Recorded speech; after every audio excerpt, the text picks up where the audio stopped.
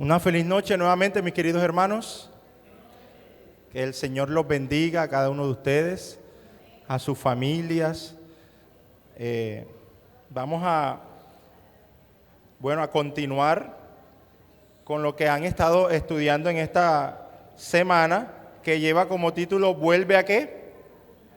Vuelve a vivir. Y el de esta noche se titula Vuelve a tener esperanza. Vuelve a tener. ¿Alguna vez usted ha perdido las esperanzas en algo? No estoy hablando en términos generales. De pronto usted estaba esperando algo y de repente usted dice, no, ya eso ya mejor ya ni. Sí, ya esas esperanzas están perdidas. ¿Alguna vez a usted le ha pasado algo así? Miren, yo le voy a decir algo. Nada de lo que pasa en este planeta Tierra, exceptuando una cosa, se le puede perder la esperanza. Por ejemplo, si es algo de dinero, usted no va a poder perder la esperanza, porque si usted está vivo, hay esperanza para conseguir lo que usted necesite. Pero hay una sola cosa que usted no puede, digamos que no hay solución, humanamente hablando, ¿no? Y es lo único que a cualquier persona le puede cerrar la esperanza, que es la muerte. Si la persona se murió, ahí sí podemos decir con sin temor a equivocarnos que ¿qué? Pues ya no hay esperanza para el que está muerto, humanamente hablando. Sin embargo, vamos a darnos cuenta que nosotros, los seguidores de Cristo Jesús, ni aún la muerte nos quita la esperanza. ¿Cuántos dicen amén? Amén. Y hay una historia, quiero empezar con esta historia. Había un general que se llamaba William Nelson, que luchó en una guerra civil como en Estados Unidos hace unos años, y él era de uno de los bandos que se formaron en esa guerra civil. Él era del bando del norte y había combatido muchas batallas, valga la redundancia. Había estado al frente de la guerra, al frente de la batalla muchísimas veces. Y ustedes saben que, bueno, no sé cuántos de pronto han leído historias o han visto alguna película, pero una guerra civil es lo más extraño que hay. ¿Ustedes saben qué es una guerra civil? ¿Saben qué es una guerra civil? Miren, literalmente una guerra civil usted no sabe contra quién está peleando, porque todo el mundo está en guerra. Por eso se llama guerras civiles, porque los civiles entran en guerra. Cuando un país entra en guerra civil, normalmente terminan con un golpe de Estado o recomponiendo la Constitución o ese tipo de situaciones. Bueno, ese era el contexto. Y es un momento en donde la gente tú no puedes como que sentarte ahí a apaciguarte, porque si estás en guerra y tú ni siquiera sabes de dónde puede venir tu enemigo, tú tienes que estar alerta. Pues así era el general William. Al frente de la batalla no había podido ser vencido. Sin embargo, en un descanso que ellos tuvieron, hubo una discusión entre sus soldados. Y el general William estaba de espalda, ellos estaban como discutiendo, y uno de ellos sacó su arma y la accionó. Uno de sus propios soldados sacó el arma y esa bala perdida dio en el pecho del general William. Ese que no había sido vencido en las batallas, estando al frente de la guerra, fue alcanzado por una bala perdida que salió de un arma de sus propios soldados. Imagínense usted, con el pecho ensangrentado, y pues todo el mundo lo vio, empezaron a correr, no sabían qué hacer. El general William, con la poca fuerza que le quedaba, lo único que decía era: búsquenme a un pastor. Yo les estoy narrando una historia real, no me la estoy inventando. Él decía: busquen a un pastor. Fue lo primero que se le ocurrió. La historia dice que esa fue la petición que tuvo el general William, y unos 30 minutos después de esa petición, él murió. La historia no nos asegura si le consiguieron al pastor. Bueno, él quería al pastor porque quería ser bautizado. Fíjese. Y yo me pregunto, en la vida del general William, ¿cuántas oportunidades no tuvo él para ser bautizado?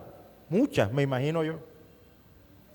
Pero en ese momento, en medio de una guerra civil, a punto de morir, él lo único que pensó fue en eso. Ahora, ¿sabe por qué pensó en eso?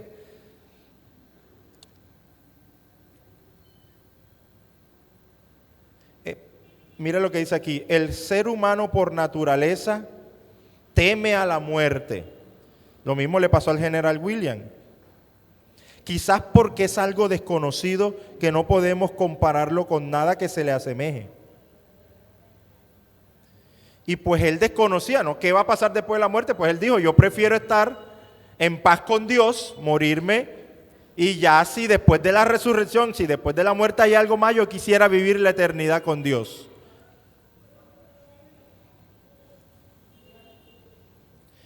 Pero como yo les decía, mis hermanos, para nosotros los seres humanos que creemos en Cristo Jesús, la muerte no es el final y la muerte no es lo que cierra nuestras esperanzas. Y esta historia que vamos a analizar en esta noche, usted la ha tenido que leer muchas veces. Y fue de una persona que yo creo que si usted hubiese dicho, bueno, que se muriera cualquier otro, pero que se muriera el mejor amigo de Jesús. Eso de pronto, si usted se lo cuentan así, sin usted leerlo en la Biblia, usted como que el mejor amigo de Jesús experimentó la muerte. Y ocurrieron ciertos detalles en esa historia que vamos a puntualizar, porque insisto, ya usted ha leído la historia y ya sabe de quién les estoy hablando, ¿verdad? ¿Quién era ese mejor amigo de Jesús? Era Lázaro, era Lázaro. Y de repente a Lázaro le dio una enfermedad. Yo me pongo a pensar, ¿ustedes creen que Lázaro no se había enfermado antes de esa enfermedad? Sí, ¿verdad? Había tenido que tener otras enfermedades, con toda seguridad. Pero esta enfermedad, la Biblia no dice cuál era, pero las hermanas de Lázaro presentían que él se iba a morir. Porque lo primero que hicieron cuando Lázaro cayó enfermo, ¿qué fue? ¿Qué hicieron Marta y María, las hermanas de Lázaro? Buscar a Jesús. Buscar a Jesús. Ahora, ¿cuántos de ustedes han pasado por alguna situación, no sé, de pronto de alguna enfermedad, de alguna situación en donde usted se siente, en donde, no, esto no es ni de médico, esto no, nos vamos directamente ¿a dónde? A Cristo. Y ellas hicieron eso. Fueron directamente a la fuente de la vida. Ahora, ¿hicieron bien o no hicieron bien? El problema, mis hermanos, era que ellas no se esperaban la respuesta de Jesús. Porque mandaron unos mensajeros. Seguramente ellas le habían seguido la pista a Jesús. Escucharon dónde estaba él. Y Jesús estaba no muy lejos de allí, de la aldea donde ellos vivían. Recuerden que ellos vivían en una aldea que se llamaba ¿cómo? Betania. Y escucharon que Jesús estaba relativamente cerca, ¿verdad? Entre Jerusalén y Betania, pues estaba relativamente cerca. Y mandaron unos mensajeros a decirle, Señor. Ahora, cuando usted lee, estoy parafraseando la historia que está en Juan capítulo 11. Pero cuando usted la lee, a mí me llama la atención que la entrada de los mensajeros fue, Señor, el que tú amas. Porque fíjese, le hubiesen dicho, mira, allá está Lázaro. No, le apuntaron directamente a esa parte de Jesús, a su amor, ¿verdad? A ese sentimiento que de pronto él sentía por Lázaro, ese lazo especial que tenía. Los mensajeros le dijeron, Señor, ese que tú amas, ¿está qué? Enfermo. Ahora, la Biblia no nos da muchos detalles de todo el resto del mensaje de los mensajeros, pero con toda seguridad los mensajeros le dijeron, está enfermo y se está muriendo. Porque una cosa es que usted le digan, está enfermo y está ahí acostado y con alguna acetaminofén se le pasa. Pero con toda seguridad a Jesús, ¿qué le dijeron? Lázaro se va a morir. ¿Saben ustedes qué se imaginaban Marta y María cuando vieron regresar a los mensajeros? Que Jesús iba a venir con ellos. Ellas dirían, bueno, van los mensajeros, traen a Jesús y asunto arreglado, ¿verdad? Pero ¿qué hizo Jesús? Jesús se quedó allí donde él estaba, sin antes dar una respuesta algo extraña, porque Jesús dijo, esta enfermedad no es para muerte. Y con toda seguridad ya le habían dicho que Lázaro se iba a morir. Pero Jesús dijo, esta enfermedad no es para qué, no es para muerte.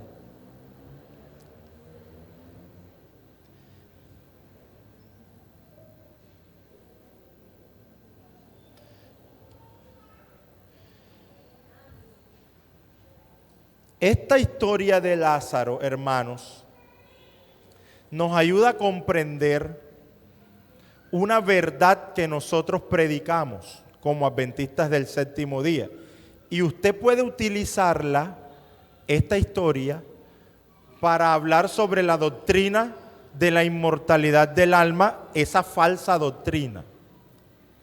Porque hay muchos detalles de allí que usted puede utilizar como argumento. ¿Y qué era lo que le estaba pasando a Lázaro? Es decir, Lázaro estaba muriendo y de hecho, en efecto, Lázaro murió. Porque fíjense que Jesús se quedó allí 2 días y luego le dice a sus discípulos, vamos allá, a donde está Lázaro, a despertarlo, porque él está dormido. Pero los discípulos al principio pensaban, bueno, si él está dormido, pues no es que esté tan mal. Y Jesús le dijo, no, está muerto. Lo que pasa es que Jesús veía la muerte como ¿qué? Como un sueño. El autor de la vida, mis hermanos, ve la muerte como simplemente un sueño. Porque Él tiene la potestad y el poder de que con su voz se levantan los muertos. Amén. Ahora, Jesús les dijo, no crean ustedes que nada más está dormido. Él está muerto. Mas esa muerte va a ser para glorificar al Hijo de Dios.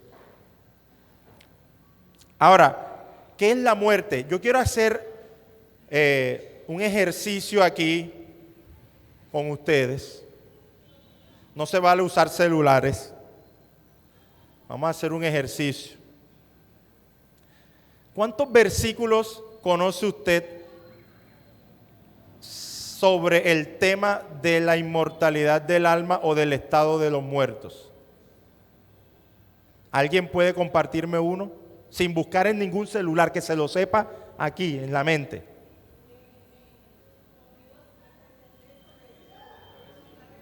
La hermana Juana, pueden alzar la mano, no se preocupen, que yo sé que ahora todo el mundo sabe, pero espérense un momentico ahí.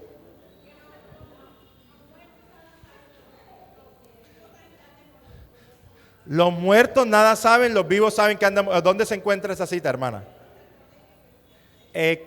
Eclesiastés capítulo 9, muy bien, ese es un texto, apréndanselo, Eclesiastés capítulo 9, ahí está el texto que está diciendo la hermana, los vivos saben que han de morir, los muertos ¿qué? Su memoria es puesta. ¿Alguien más? ¿Otro texto? Hermana.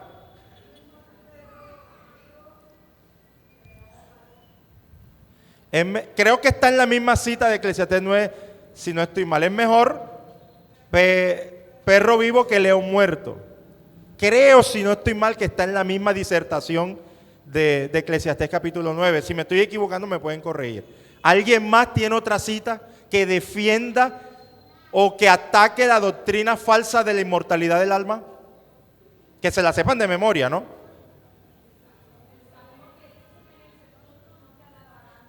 Muy bien, ese es Salmo ¿qué? Si no estoy mal, creo que es Salmo, hay uno que es Salmo 146, hay uno que es Salmo 6. Si quieren pueden ir buscándolo. ¿Alguien más conoce otro texto? ¿Gilbertico?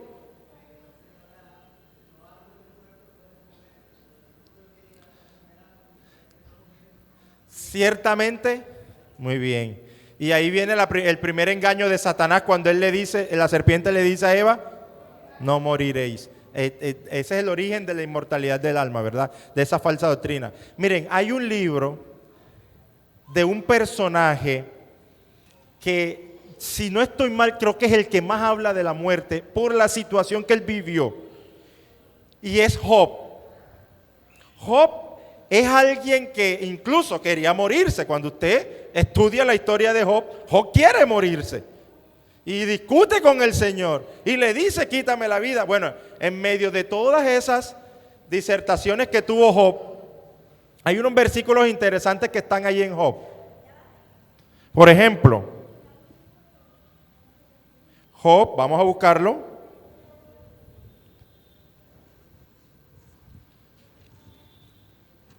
Capítulo 7. Si lo encuentran lo pueden leer desde el versículo 7 en adelante.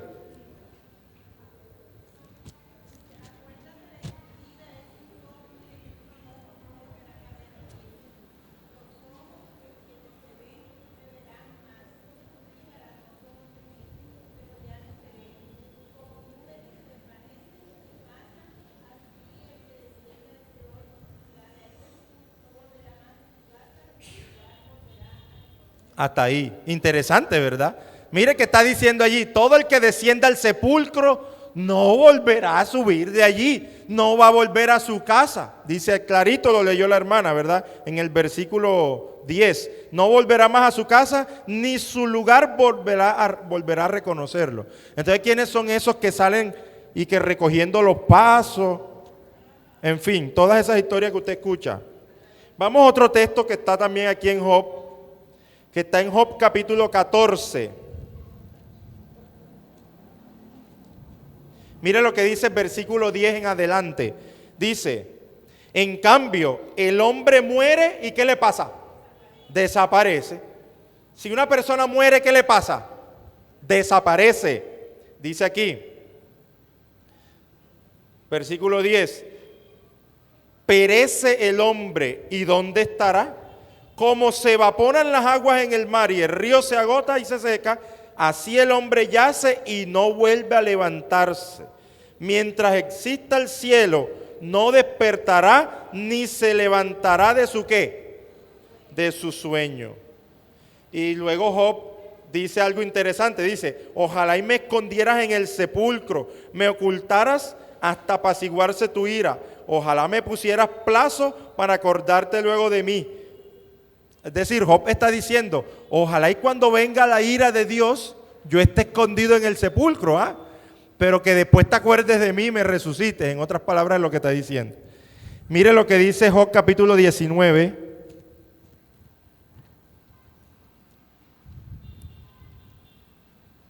Versículo 23 en adelante. Dice, ¿quién diera ahora que mis palabras fueran escritas? ¿Quién diera que se escribieran en un libro? O que con cincel de hierro y con plomo fueran esculpidas en piedra para siempre. Y eso se cumplió porque estamos leyendo sus palabras aquí, ¿verdad? Escritas en un libro. Dice, versículo 25, pero yo sé que mi Redentor, ¿qué? Vive. Mire la fe que tenía Job. ¿Y quién era ese Redentor en el que creía Job? En Jesús, en Jesús. Dice aquí, y que al fin se levantará sobre el polvo, y que después de deshecha esta mi piel, note esto, en mi carne, dice Job, ¿he de qué? Entonces, ¿cómo es que la gente dice que cuando la persona se muere va a ver a Dios? Si aquí dice la Biblia que nosotros vamos a verlo como resucitados, resucitados. Por eso él dice, en mi carne. Obviamente una carne no diferente a esta, ¿verdad? Sigue diciendo aquí, versículo 27, lo veré por mí mismo, mis ojos, ¿qué cosa? Lo verán, no los de otro, pero ahora mi corazón se consume dentro de mí. Bueno, hay otros textos más que usted puede utilizar para este tema de la inmortalidad del alma. Y a mí siempre me gusta hacer un ejercicio. No sé si hay visitas aquí. Creo que no, hay visitas acá. No hay visitas, ¿verdad? Bueno, todos estamos... No, pero no. Roy sabe más que todo el mundo. Roy ya es de nosotros. A Roy nada más falta que lo metamos allá y ahorita va a pasar con toda seguridad. En el nombre de Dios. Bueno, pero hay un ejercicio que a mí siempre me gusta hacer para entender ese asunto del alma. Y yo creo que yo varias veces lo he hecho aquí en la iglesia. Pero esta vez no lo voy a hacer como yo lo he hecho siempre. Yo agarro 2 pañuelos y bueno, explico allí. Pero hay una forma también fácil de entender ese asunto. Sonido. Hay sonido, ¿sí? Bien. Bien, hay una forma de explicarlo que también podemos llegar a la misma conclusión. Y es esta. El Señor utilizó 2 elementos para que el hombre fuese un alma viviente. ¿Quién me dice cuáles fueron esos 2 elementos? El polvo de la tierra y el aliento de vida. Cuando se unió el polvo de la tierra con el aliento de vida, entonces dice la Biblia, el hombre llegó a ser un alma viviente. El problema está en que la gente cree que cuando el hombre se muere, el alma queda por ahí vagando. Eso es falso. Porque si usted cree eso, usted debería entonces creer como creen los mormones, por cierto.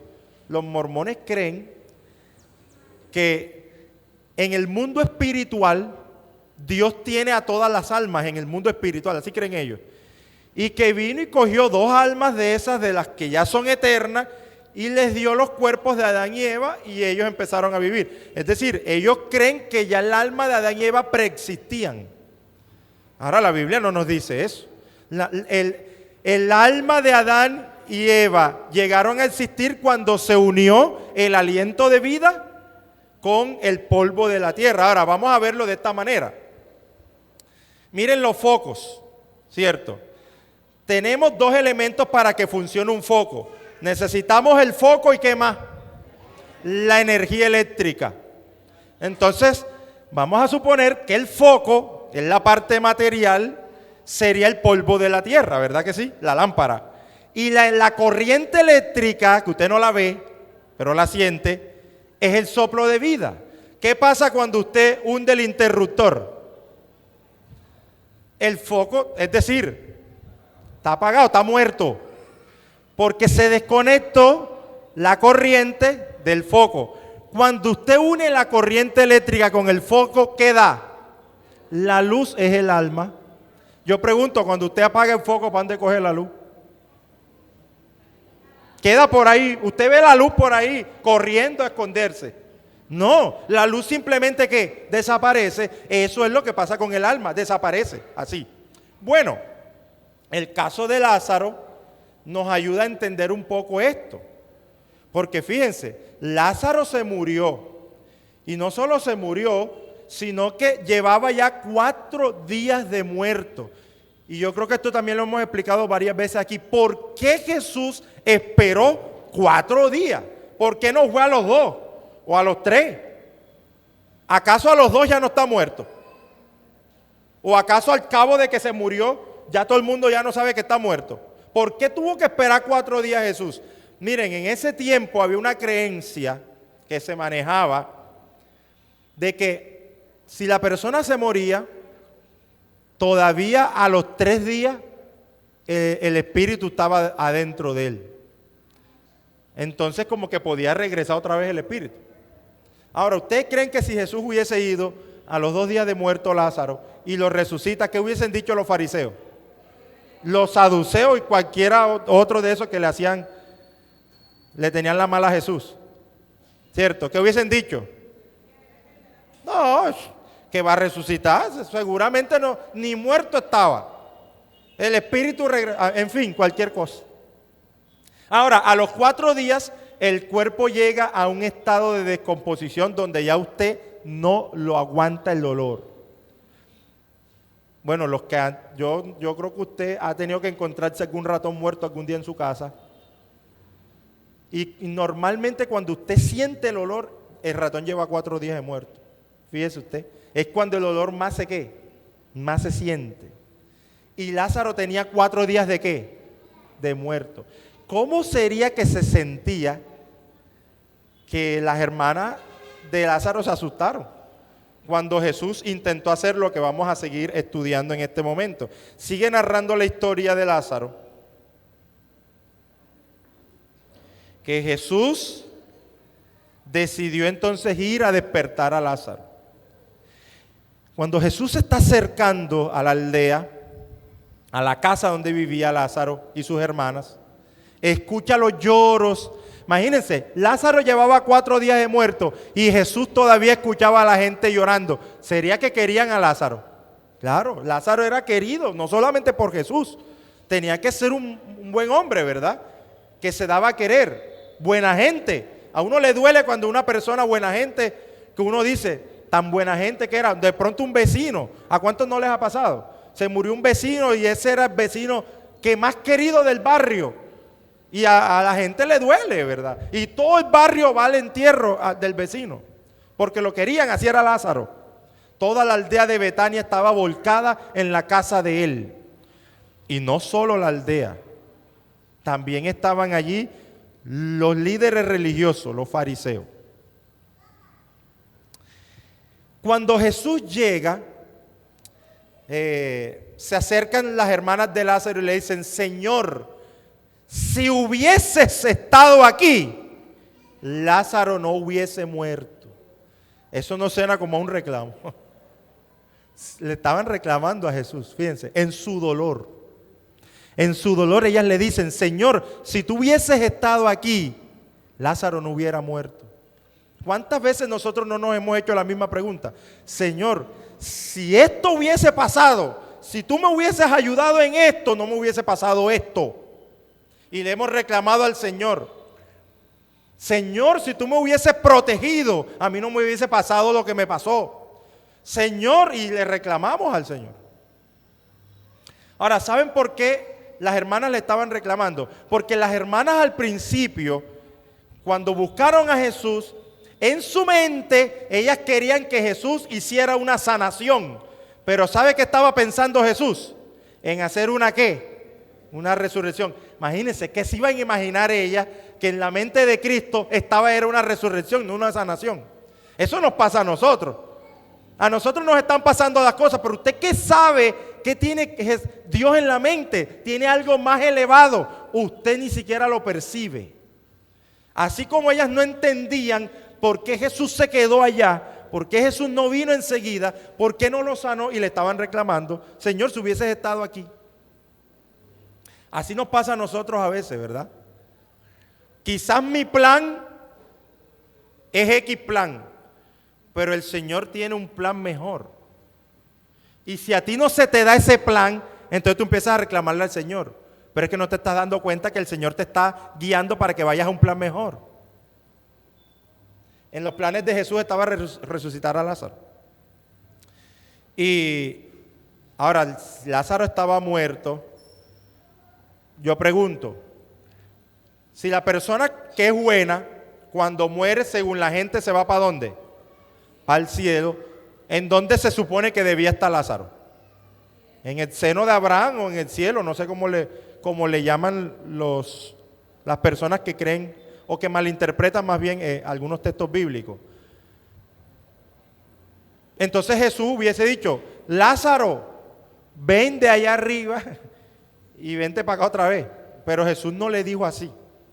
Ahora, ¿ustedes le encuentran sentido a que una persona que ya está allá en el cielo, disfrutando, la vengan otra vez a resucitar para otra vez tener que morir?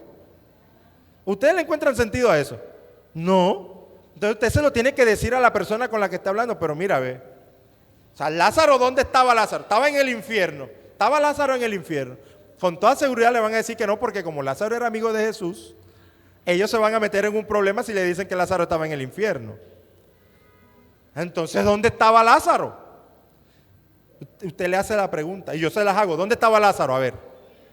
Estaba en el sepulcro. Estaba durmiendo. Estaba durmiendo. ¿Por qué? Porque cuando Jesús lo fue a levantar, Jesús no se fue para otro lado. ¿Se fue para dónde? Para la tumba donde estaba. Ahora, fíjense ustedes. ¿Ustedes creen que Jesús hubiese podido decir, piedra, quítate, Lázaro, ven? ¿Lo hubiese podido hacer? Sí. ¿Qué es más fácil, mover una piedra o resucitar un muerto? Mover la piedra es más fácil, ¿verdad? Ahora fíjese, lo más fácil, entre comillas, Jesús no lo hizo, porque Jesús quería probar la fe de ellos. Y les dijo, quiten la piedra que está ahí. Y ahí fue donde las hermanas empezaron a aturdirse porque decían, Señor, pero es que ya hiede. ¿Cómo sería que el olor se salía de la piedra? Es decir, si te acercabas a la tumba, se sentía, se percibía. Ese es un olor, hermano. Yo no sé si ustedes alguna vez han tenido esa posibilidad, no de un animal, porque incluso el del animal hiede. Pero el de una persona, yo tuve esa oportunidad cuando trabajé en la funeraria con Edwin, recién graduado de la universidad. Yo dije, me voy a tomar unos mesecitos aquí sentado, que va, no me aguanté 2 meses sentado sin hacer nada. Y Edwin me dijo, bueno, vente para acá. Y yo trabajé algunos como 8 meses más o menos, allá en la funeraria San José. Y yo sí tuve ese encuentro cercano con el más allá. Yo les puedo decir, hermano, que los muertos no salen. Nosotros llegamos a dormir ahí en la funeraria con las salas de velación llenas, es decir, con muertos ahí, y dormíamos ahí. Ya uno ya ni le prestaba atención a eso. Pero la gente todavía siente cierto recelo, no sé qué les da. No quieren ir a ver muertos porque les va a salir en la noche. No quieren. Es decir, todavía hay cierto pensamiento católico que invade nuestra mente. Y yo digo que es eso. Pero cuando ya uno, o sea, de tanto muerto que uno cogía ahí, ya uno ya uno le pierde Bien. Lázaro fue resucitado a los 4 días de haber muerto. Y fíjense ustedes que, así como Lázaro resucitó, mis hermanos, Cristo nos extiende a nosotros esa misma invitación. Para sus hijos, la muerte no es el final. Para los que creen en Cristo Jesús, la muerte no es el final. La esperanza no se pierde con la muerte. Incluso, hermanos, puede ser, si tú estás con Cristo y algún día te sorprende la muerte, puede ser que ese sea el plan de Dios para que te salves. Porque tú no sabes qué va a pasar más adelante, ¿verdad? O qué camino uno va a tomar. El Señor prefiere asegurarnos de esa manera, aunque en el momento nosotros no lo entendamos.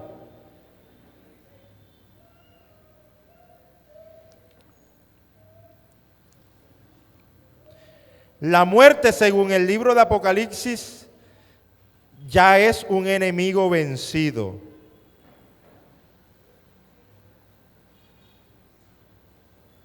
Y vamos a finalizar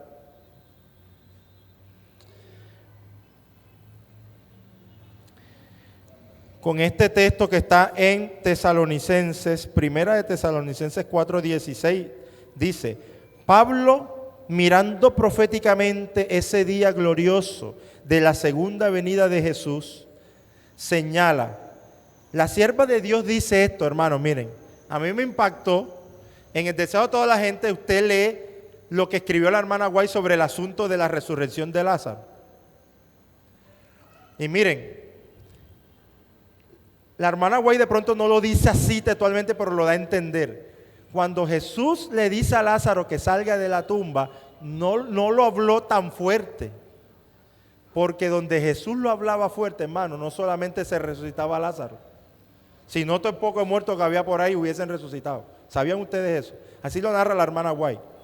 Dice Jesús, por eso tuvo que quitar la piedra. Porque de pronto si la piedra estaba puesta, a Jesús le tocaba alzar un poquito más la voz. Y imagínense ustedes, no solamente iba a salir Lázaro. ¿Quién sabe cuántos más no hubiesen resucitado? Porque allí estaba ¿quién? El autor de la vida. Cuando Jesús habla, los muertos se levantan. Y eso lo dice Tesalonicense. Dice, con voz de mando, con voz de arcángel y con trompeta de Dios, descenderá Cristo y los muertos en él serán levantados. Solo con escuchar, ¿qué cosa? La voz de Cristo. ¿Por qué? Porque miren, la muerte y Cristo no pueden convivir en el mismo espacio. Eso es como la luz con las tinieblas. Si usted está en una oscuridad y coge la luz, ¿será que la tiniebla envuelve la luz? No. Es imposible que la tiniebla conviva con la oscuridad, así como es imposible que la muerte prevalezca delante del autor de la vida, que es Cristo Jesús. Y esa es nuestra más gloriosa y bendita esperanza. Y yo quiero que usted en esta noche se duerma confiado de que está agarrado del autor de la vida. Hermanos, hoy estamos aquí. Nosotros no sabemos mañana o el día de pasado mañana, y no es que yo sea ave de mal agüero, sino que estamos en un mundo en donde la muerte está allí. Es una opción, ¿verdad que sí? Es una opción. Pero para el que está en Cristo Jesús, la muerte no es el fin. La muerte no es el fin, ni tampoco es perder las esperanzas. Nosotros tenemos la esperanza de que vamos a volver a ver a Cristo Jesús, aunque estemos muertos, mis hermanos. Por eso para nosotros la esperanza no se pierde. Y queremos regalarle esto que nosotros creemos a las personas que están allá afuera. Que las personas que están allá afuera también sientan lo que sentimos nosotros. El gozo de vivir como cristianos. Como esas personas que estamos caminando agarrados del autor de la vida. Si Cristo nos quiere vivos, porque tiene un plan aquí especial para nosotros, Él nos va a mantener vivos aquí, pero trabajando en su obra, ¿no? Porque no podemos estar vivos sin hacer nada, de holgazanes. Ese es mi deseo en esta noche, mis hermanos, que el Señor nos bendiga. Vamos a colocarnos en pie y cantamos y finalizamos.